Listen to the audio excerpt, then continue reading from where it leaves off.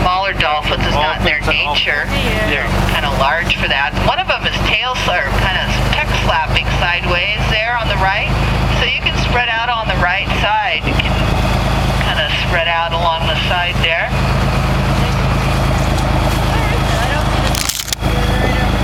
Kind of scoot up along the right side, and everyone There's can see Elena it going there. at it with that big lens.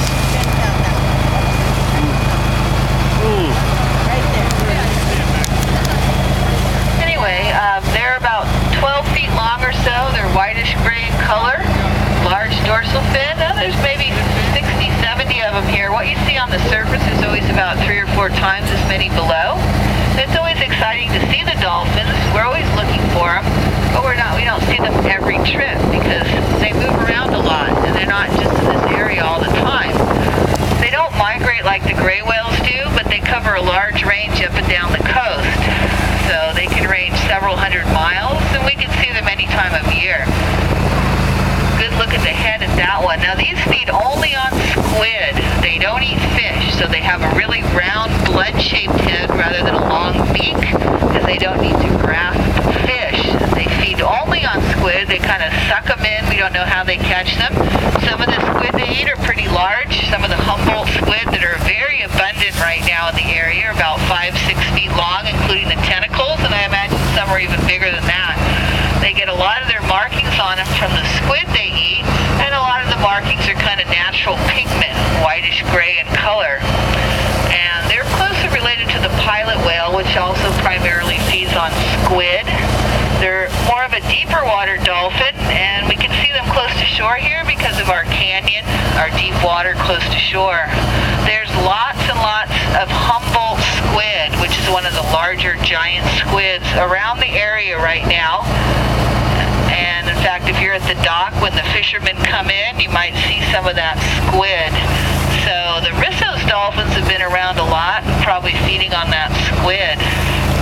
There's lots of kind of breaching up ahead to the right. They can be quite active at times.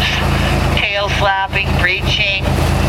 Now these are in the toothed whale family, so they have echolocation, kind of like bats do. They can see their environment through sound. They have lots of whistling and squawking sounds they use to communicate with. And they're very social. You never see one by themselves like the baleen whales can be by themselves. They're always in groups. And they stay with the same animals, especially the females. Often related females can stay together for their lives. They live maybe about 50 or 60 years, whereas the gray whales can live probably 80 to over 100 years. Now, sometimes we can see just small groups of 5 or 10 Rizzo dolphins, and we've seen as many as 3,000 or 4,000 together.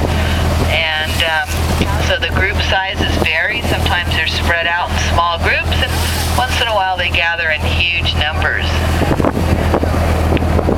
So they're just kind of traveling. Now, they probably feed more at nighttime. That's when the squid come up closer to the surface, but actually during the day they might catch some of the Humboldt squid also. But probably more at nighttime. They can dive pretty deep, probably over a couple thousand feet.